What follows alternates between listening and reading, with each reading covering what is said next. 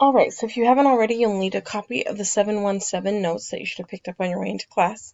We'll be checking homework and classwork when I see you next on Wednesday. Make sure you have a copy because it makes everything lots easier. So we're going to be starting with problem 774. And it says to use geometric relationships to solve for the given variables and then check our answers. So the first problem, our variable is x, and we're looking at a geometric relationship. This triangle, we know that these two angles are the same, which means this is what we call, this must be an isosceles triangle because the base angles are the same, which means these two sides are equal. And so 3x plus 13 must equal 5x plus 2, and that's because it's an isosceles triangle.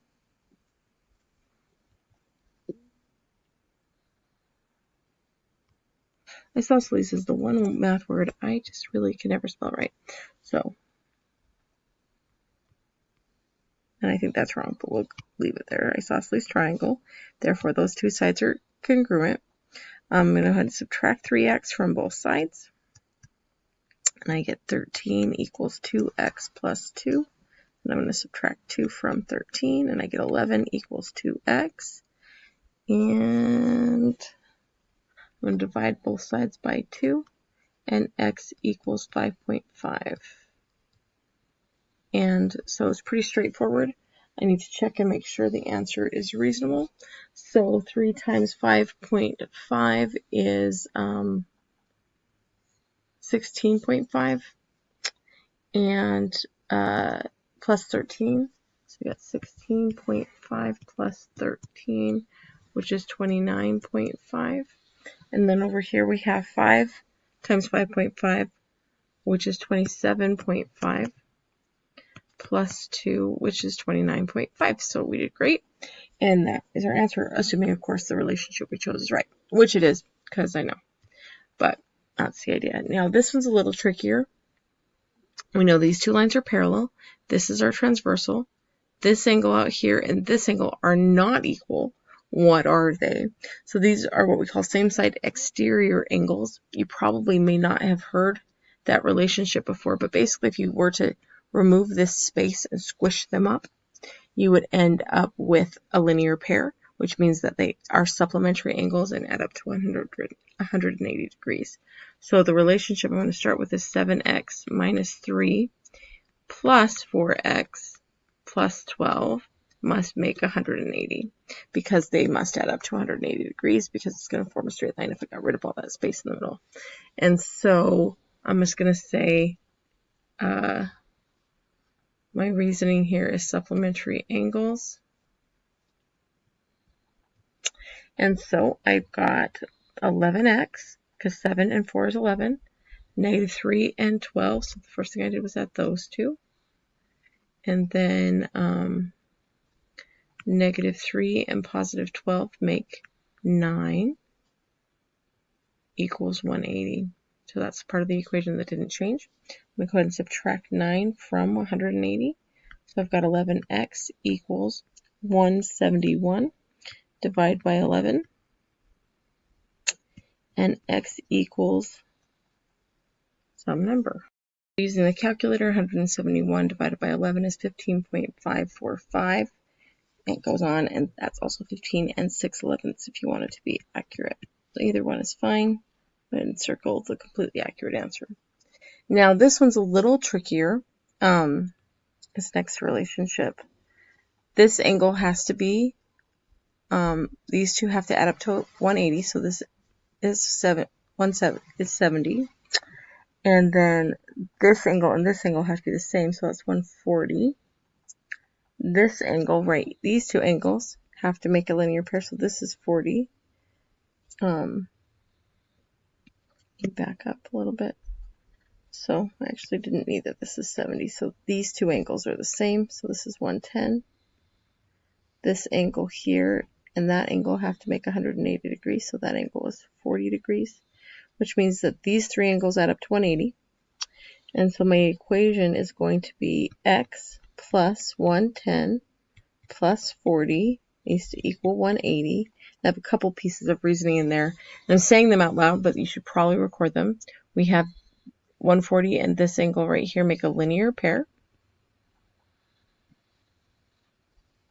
And then these two angles are corresponding angles is the word. Or basically they're in the same position with parallel lines being cut by transversal. So anyway, and then my final reason for this statement right here is the triangle sum theorem.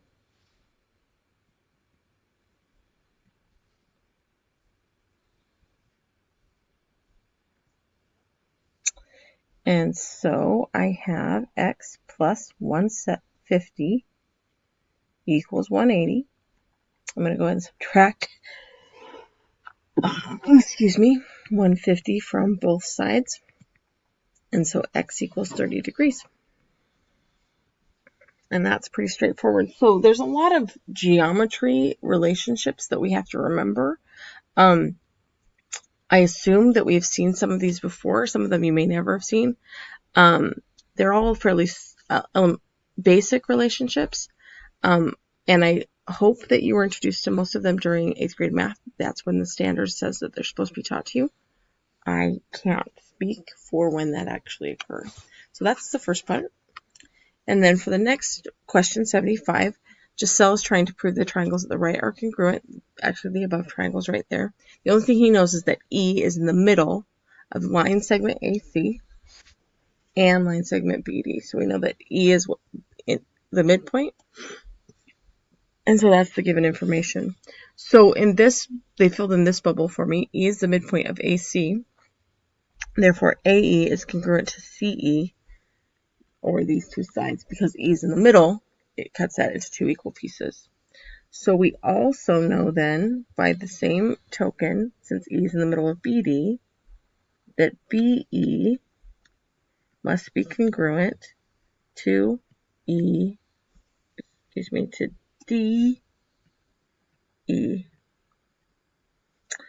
These two have to be the same. And that's also the definition of midpoint.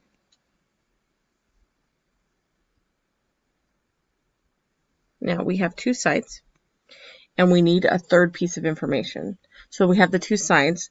We can't figure out the last two sides. There's no ability to know what's going on with them.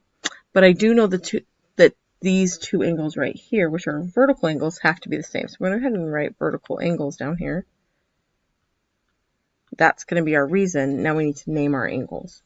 So we have angle AEB is congruent to angle. We started with A, so we're going to start with C. Angle CED. That's because they're vertical angles, so they're straight across from each other. We talked about this a bit last week. So,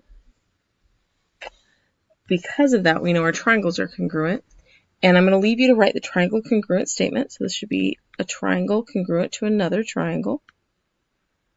And to come up with the reason, something, triangle congruence. We have two sides and the angle in the middle. And I'll actually give that one away. Side, angle, side is our reason. But please come up with your own triangle congruent statement. Pause the video for a minute, see if you can come up with one. I will give you the answer in a little bit. So before the video is over, you can come back and find the answer. Now, series of rigid motions, we can actually just do quite a simple reflection across the vertical line that passes through E would map one triangle onto the other. So a reflection across a vertical line passing through point E. That is we only need one motion because that's all there is to it, which is a fairly straightforward, simple thing. Actually, that's not going to work. Just kidding. A reflection is part of it, but then I have to, so if I flip it over B, well, BE is going to land on EC. So actually, that's not what I want at all. I don't want a reflection. I was kidding. I would like, that's what, the wrong sides line up. So I actually need to rotate it around point E so that everything lines up. Rotate 180 degrees around point E, and then EB will land on ED, and AE will land on EC, and that's rotate 180 degrees around point E. That'll do it. So, excuse me. All right, so that's that. So our back side of the worksheet, and this is where you're going to be challenged to kind of do a lot of these on your own, is for each pair of triangles, we're going to decide if they're congruent using a flow chart and labeling our vertices if needed. If the triangles are not congruent, or if there's not enough information, then right cannot be determined. So this one's kind of up to you to figure out how to do a flow chart. And then we want rigid motions as a result. So let me just see if I can come up with a couple of hints for you. Let's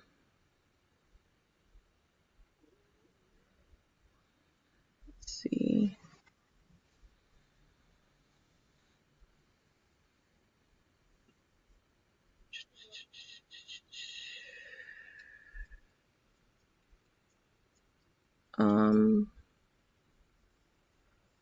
If I'm reading this correctly,